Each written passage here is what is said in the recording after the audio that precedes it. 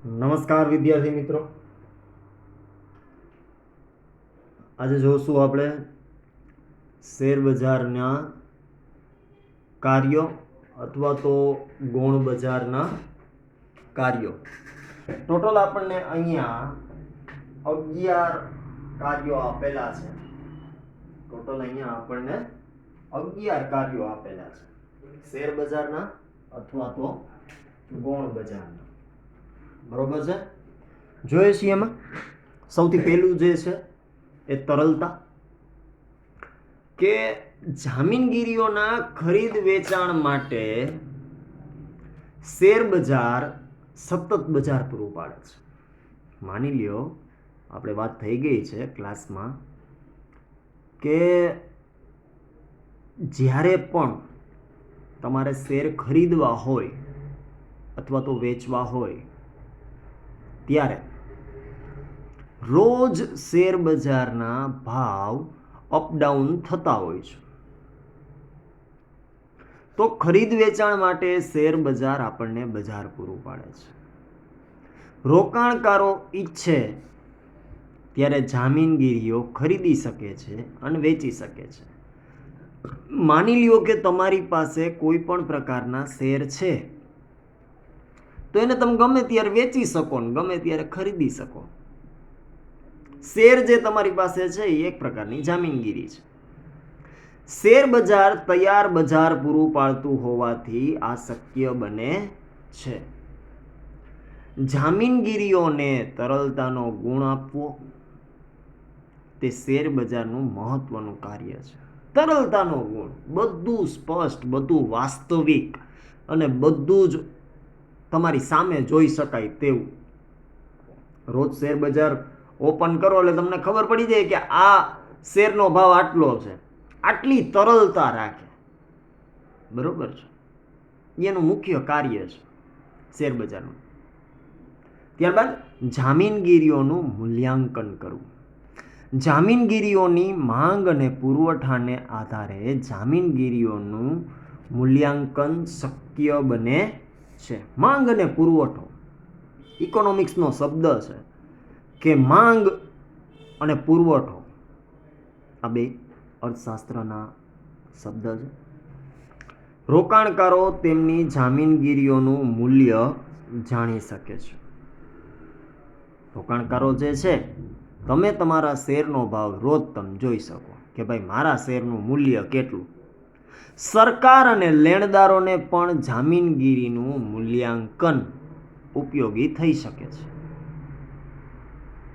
અન્ય પરિબળો જેવા કે કંપની દ્વારા જાહેર થતું ડિવિડન્ડ જામીનગીરીઓનું મૂલ્યાંકન કરવામાં મહત્વના છે. કોઈ પણ કંપની જે છે એ પોતાનું ડિવિડન્ડ જ્યારે જાહેર કરતું હોય ત્યારે પણ એ મૂલ્યાંકન કરવા માટે મહત્વનું હોય છે. ત્યારબાદ બચતોનું મૂડીમાં રૂપાંતર. સમાજની જે વ્યક્તિઓ પાસે બચતો છે, ટૂંકમાં વધારાના પૈસા આપણી પાસે હોય અને જામીનગીરીઓમાં રોકાણ કરવા ઈચ્છે છે, તેઓ જામીનગીરીઓ સરળતાથી ખરીદી શકે છે અને વેચી શકે છે.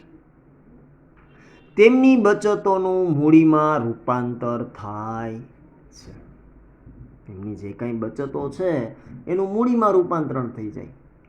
દાખલા તરીકે તમારી પાસે વધારાના 50,000 કે 1 લાખ રૂપિયા પડ્યા હોય અને તમે જામીનગીરીઓ ખરીદી લ્યો, એક પ્રકારનું રોકાણ થયું. જે કાંઈ બચત હતી એ મૂડીમાં ફેરવાઈ ગઈ. જ્યારે વેચો ત્યારે એ પૈસા તમને પાછા આપે. જે તે સમયે શેરનો ભાવ જે હોય એ મુજબ તમને પૈસા પાછા મળે. ત્યારબાદ મૂડી સર્જનમાં મધ્યસ્થી. શેર બજાર પોતે કોઈ મૂડીનું સર્જન કરતું નથી, પરંતુ જામીનગીરીઓના ખરીદ વેચાણ માટે મંચ પૂરું પાડે છે. શેર બજાર કાંઈ તમને પૈસા ન આપે કે નો એ લે પૈસા. એ તો એક શું છે, સ્થળ છે, એક સ્ટેજ છે કે જે તમને ખરીદી દે અને વેચાણ કરાવડાવી દે. મૂડી સર્જનમાં મધ્યસ્થી તરીકેની ભૂમિકા નિભાવે છે. એ તો મધ્યસ્થી છે. તમારે તો કોની સાથે લેવા દેવા છે? કંપની સાથે. તમે જે કંપનીના શેર ખરીદો છો એની સાથે લેવા દેવા છે. બરોબર. ત્યારબાદ સોદામાં સલામતી. શેર બજારમાં સોદાઓ નિયમો અનુસાર જ થાય છે. શેર બજારમાં કામ કરતા દલાલો સેબીના નિયંત્રણ નીચે તેમની ભૂમિકા નિભાવે છે. સેબી જે પ્રમાણે નિયમો ઘડેલા છે એ પ્રમાણે જેના દલાલે લેવેચ કરવી પડે છે. આથી સોદાઓ સલામત રીતે થાય છે અને સોદાઓ શેર બજારના ધારાધોરણો અને નિયમો અનુસાર થતા હોવાથી શેર બજાર રોકાણકારોને સોદામાં સલામતી બક્ષે છે, સલામતી આપે છે. દાખલા તરીકે તમે કોઈ પણ કંપનીના શેર ખરીદો છો તો એ કોના નિયમ પ્રમાણે ખરીદવા પડે? સેબીના નિયમ પ્રમાણે. કોના નિયમ પ્રમાણે? સેબીના નિયમ પ્રમાણે. હવે વેચો છો તો પણ એ સેબીના નિયમ પ્રમાણે વેચવા પડે તમારે. ત્યારબાદ મૂડી બજારનો વિકાસ.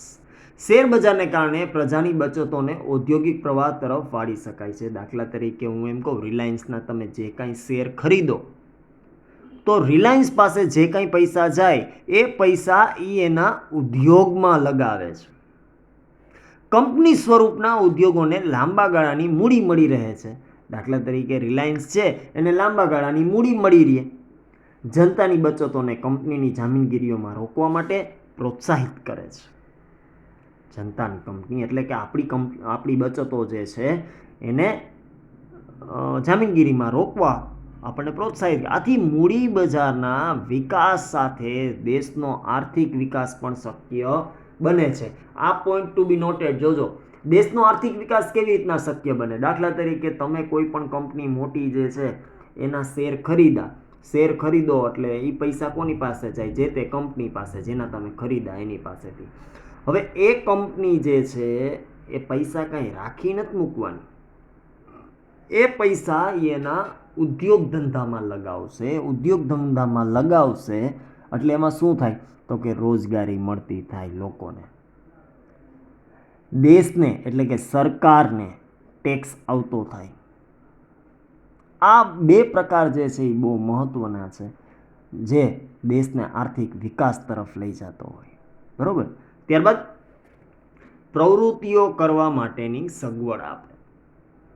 શેર બજાર તેના સભ્યોને તેમની પ્રવૃત્તિઓ કરવા માટે સવલતો પૂરી પાડે છે, જેથી શેર બજારના સભ્યો રોકાણકારોના હિતનું રક્ષણ કરી શકે છે. ત્યારબાદ સટ્ટા માટે જરૂરી સવલત. તંદુરસ્ત સટ્ટો શેર બજારને જીવંત રાખે છે. સટ્ટાના સોદા માટે કાયદાકીય માળખામાં રહીને જરૂરી સવલતો શેર બજાર પૂરી પાડે છે. સટ્ટો એટલે દાખલા તરીકે તમે જે સટ્ટો સમજો છો એવો સટ્ટો નહીં કે હાલો ક્રિકેટ મેચમાં સટ્ટો રમીએ તો એ તંદુરસ્ત નથી. બરોબર છે? એ નાદુરસ્ત કરી નાખે માણસને. શેર બજારમાં બહુ સમજી વિચારીને, ધૈર્યપૂર્વક, બરોબર છે, આવડત મુજબ તમે સટ્ટો રમી શકો છો. ત્યારબાદ માહિતી પૂરી પાડનાર. વિવિધ પક્ષકારોને ઉપયોગી થઈ પડે તે પ્રકારની માહિતી શેર બજાર પૂરી પાડે છે. દાખલા તરીકે જામીનગીરીઓની કિંમતમાં થતા ફેરફાર, જામીનગીરીઓના ખરીદ વેચાણનો પ્રવાહ વગેરે માહિતી રોકાણકારો, કંપનીઓ, સરકાર, સેબીને ઉપયોગી થઈ પડે છે. ટૂંકમાં જે કાંઈ ફેરફાર થવાના હોય એ બધાય રોજે રોજ તમને અપડેટ થતા રહીએ. આ બધી માહિતી સરકારને આર્થિક નીતિ, નાણાકીય નીતિના ઘડતરમાં ઉપયોગી થઈ પડે છે. આ ઉપરાંત કંપની અને રાષ્ટ્રની આર્થિક પરિસ્થિતિ અને વિકાસ જુએ છે. દેશની આર્થિક પરિસ્થિતિ દર્શાવતો અરીસો છે. શેર બજાર જે છે ને એ દેશની આર્થિક પરિસ્થિતિ દર્શાવતો અરીસો છે. કેમ કે એના આધારે જ દેશ છે, કંપનીના આધારે, ઉદ્યોગ ધંધાના આધારે તો દેશ હાલતો હોય. બરોબર છે? આથી શેર બજારને દેશની આર્થિક પરિસ્થિતિ દર્શાવતી પારાશીશી પણ કહે છે. તમને પૂછે કે આર્થિક પરિસ્થિતિ દર્શાવતી પારાશીશી કોને કહે છે? તો કે શેર બજારને. બરોબર. ત્યારબાદ જામીનગીરીઓની નોંધણી. કંપની તેની જામીનગીરીઓના સોદા શેર બજારમાં થાય તેમ ઈચ્છતી હોય તો કંપની તેની જામીનગીરીઓની નોંધણી શેર બજારમાં કરાવે છે. રોકાણકારોને નોંધાયેલી જામીનગીરીઓમાં વધુ વિશ્વાસ હોય છે. ટૂંકમાં તમારે જો શેર બહાર પાડવા હોય તો મેં કીધું હતું એ પ્રમાણે કે તમારે શેરના સોદા કરવા હોય તો તમારે કંપનીને લિસ્ટેડ કરવી પડે, એટલે કે નોંધણી કરાવવી પડે સેબી સમક્ષ. અને રોકાણકારો તો જ તમારી ઉપર ભરોસો રાખી અને જામીનગીરીઓમાં વધુ વિશ્વાસ હોય છે. કેવી? નોંધાયેલી જામીનગીરીઓમાં. બરાબર. ત્યારબાદ રોકાણકારોને માર્ગદર્શન. નોંધાયેલી કંપનીઓની માહિતી શેરબજાર એકત્રિત કરી જાહેર કરે છે. આ માહિતીને આધારે રોકાણકારો નિર્ણય કરી શકે છે કે કઈ કંપનીની જામીનગીરીઓમાંથી રોકાણ પાછું ખેંચવા જેવું છે. કંપનીઓની માહિતી શેરબજાર એકત્રિત કરતી હોય અને આ માહિતીના આધારે આપણને ખબર પડે કે આપણે આ રોકાણ જે કર્યું છે એને પાછું લઈ લેવું કે શું કરવું, અને કઈ કંપનીની જામીનગીરીઓમાં રોકાણ કરવા જેવું છે. બહુ પારદર્શક છે શેરબજાર. રોજ સવારે ઉઠીને તમે એકવાર જુઓ એટલે તમને આપોઆપ ખ્યાલ આવી જાય કે આ શેરબજાર જે રહ્યું એનું બધું સ્પષ્ટ હોય, બધું સામે જ હોય કે આમાં અત્યારે લેવાલી કરવા જેવી છે ને આમાં વેચવાલી કરવા જેવી છે. બેય વસ્તુ જે છે એ ખૂબ જ સ્પષ્ટ છે. આ 11 કાર્યો જે છે એ મહત્ત્વના અને પાકા કરવા જેવા છે. ફરીથી કહું છું, આપણે જે જોયું એ ગૌણ બજાર અથવા તો શેરબજારના કાર્યો જોયા.